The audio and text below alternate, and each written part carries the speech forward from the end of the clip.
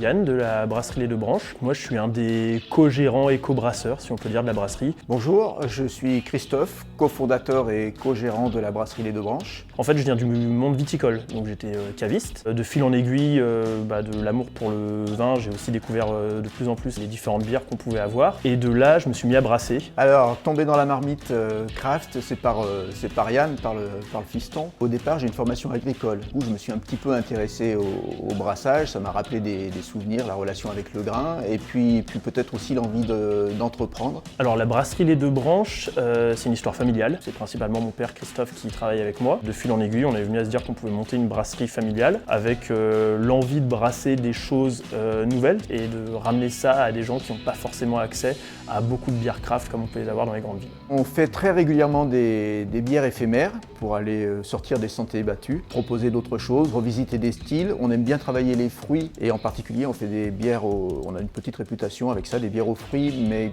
qui ne sont pas sucrées. Et on essaye tous les trimestres de sortir 3 bières différentes, 3 bières éphémères qui permettent d'aller nous bousculer un petit peu dans nos habitudes et puis qui permettent de proposer aussi à nos clients des choses nouvelles. On a une gamme permanente qui vient d'être labellisée agriculture biologique, France-Rhône-Alpes, qui est composée de 5 bières, les 5 recettes qu'on a faites au moment où on a créé la brasserie. Et chaque bière, donc que ce soit Graines de Lune, Medjoro, Sequoia, Dark Ages, ont une histoire. La bière que j'aime particulièrement en ce moment, on va dire que c'est Aura Weiss.